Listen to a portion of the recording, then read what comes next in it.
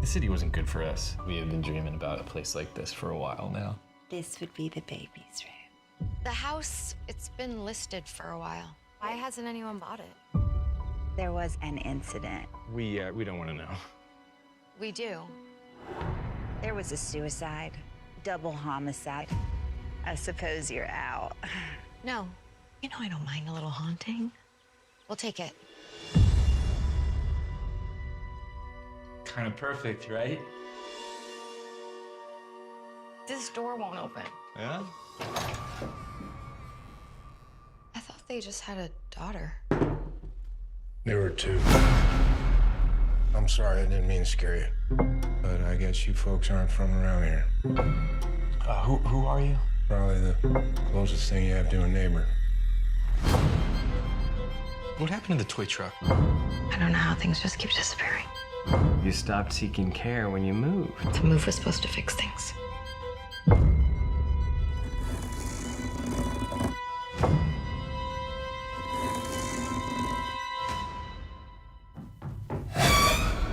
I found the windows in her room nailed shut. So no one would find out what he was up to. You okay? You look like her. What happened to the boy? He wasn't killed. He lives in the house next door. It's this house. I don't feel like I'm alone here.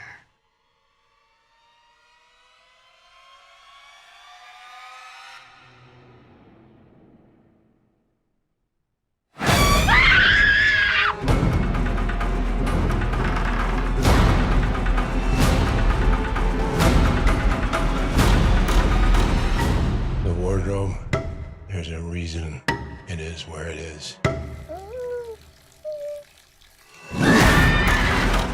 What do you want?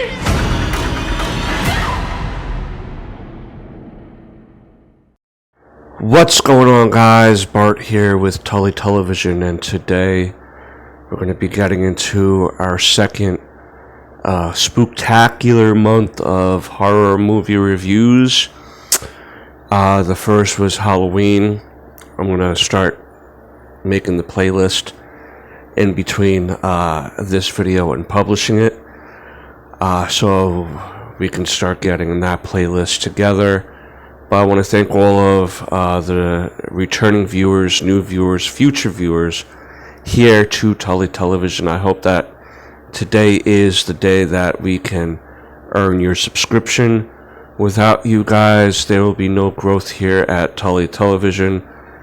I want our community to grow, so you smash that like button, you hit that subscribe bar, all that beautiful YouTube stuff.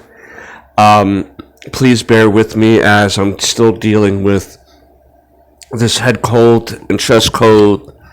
It's been like 2 weeks now with this.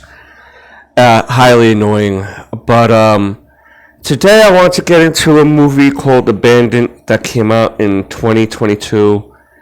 Written and directed by Spencer Squire, co-written by him as well. And stars Emma Roberts as Sarah, John Gallagher Jr. as Alex, my man Michael Shannon as Renner, Justin Matthew Smith as Robert Solomon, and Addie Miller as Anna Solomon. Now this is your standard run-of-the-mill horror movie that starts off with a unknown tragedy, and we jump 40 years ahead, and we have Sarah and Alex here with their infant son Liam, ready to start afresh, start anew in a house they just bought out in the countryside. The same house that we've seen in the beginning of the movie just a few moments earlier, where some tragedy happened. The real estate agent kind of let them know that there was something that happened there. Excuse me. And kind of explained it as a double homicide, suicide situation that happened there.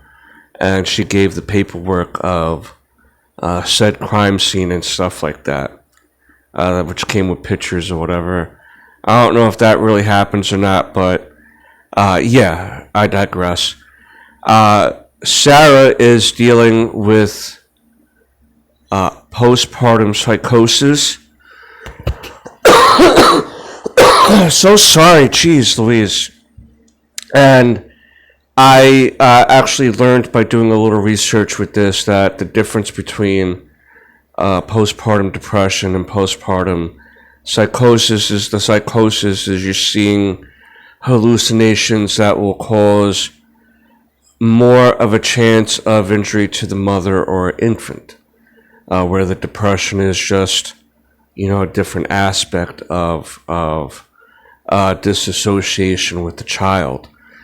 The husband does take a job as a vet for local farmers, and we meet Renner, who is like the next door neighbor. So as the movie goes, we see Sarah trying to deal with Liam and trying to make a connection with Liam. She was taking medication that she's no longer taking because she wanted to breastfeed to gain a better bond with the baby, understandably so. I think most mothers would like to try to do that, but again, I'm not a mother and I don't have these experiences or emotions. So I've never, I felt depressed and stuff in my life. But I know this is a different kind of beast, so to speak. So I don't want to necessarily say I know what it's like to be a mother. I do know what it is to be a parent, though. And we see Alex and Sarah kind of having a strained relationship because he's out a lot of the day and she's home with the baby a lot. And throughout the movie, she becomes very obsessed about what had happened in the house that they live in. Renner seems to know something, but he's really hesitant about talking about it, and they do eventually become a bit closer, Sarah and Renner. Nothing like romantic or anything like that, just two sad people making a connection in life. And we see Sarah seeing images of Robert Solomon and Anna Solomon, and we come to find out that Robert, the father of Anna, was misusing his relationship with his daughter. He was abusing her, and in the way a father shouldn't be treating his daughter at all. And we wind up finding out that Renner was the younger brother of Anna here and had witnessed a lot of this abuse. And we also come to find out that the other person that was killed in this very depressing crime was a baby that was made between Anna and her father. And we see Sarah throughout the movie hearing children playing and giggling in the walls. We see things that are disappearing, like their wedding portrait and some of the baby's stuff. Sorry. I'm so sorry, guys.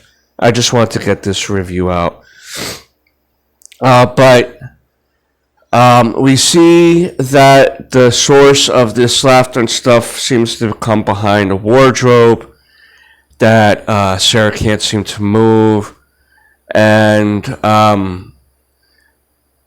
finally, the husband winds up calling a doctor because Sarah had left the baby near some stairs that he almost fell down, and Alex is not necessarily believing that that she didn't intend that. She's kind of taking it as she's being a negligent mother and possibly going to harm their child, until finally Sarah seems to be able to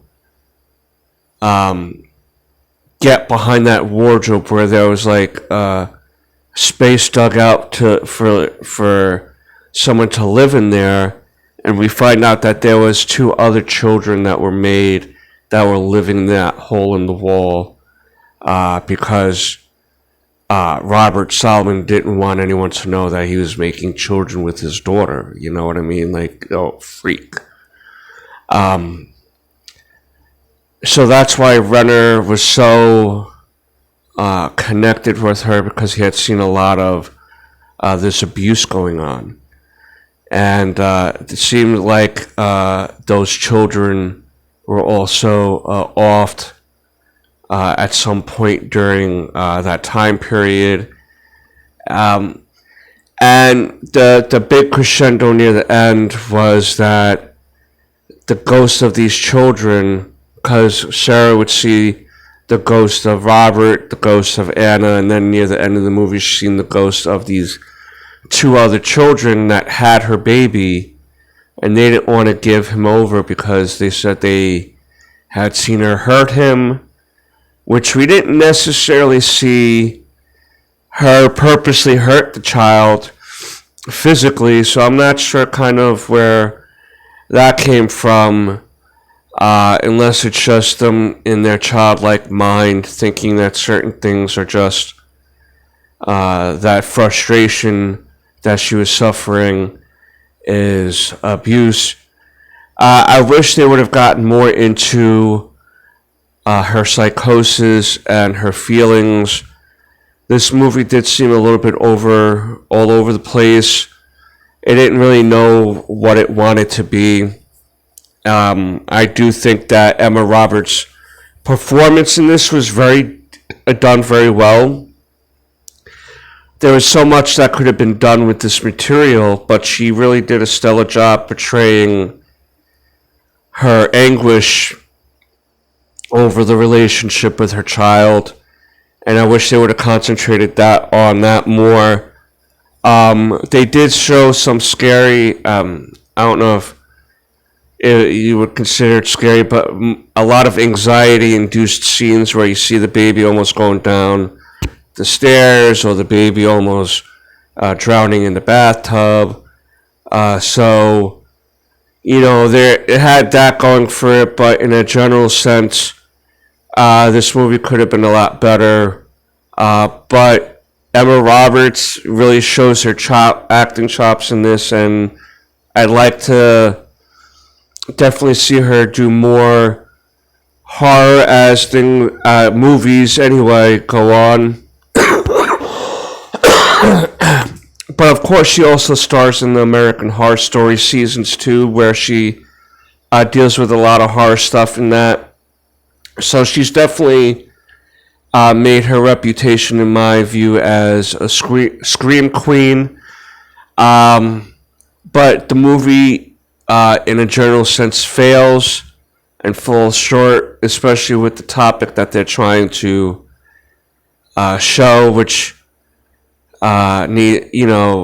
isn't shown enough in movies, and I think this could have been more of a psychological horror movie, as opposed to it's paranormal, then psychological, then this, then that. It was just all over the place.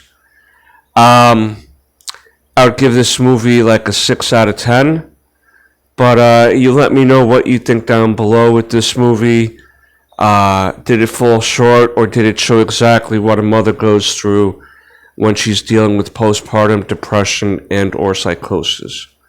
But until then, peace, Nookums.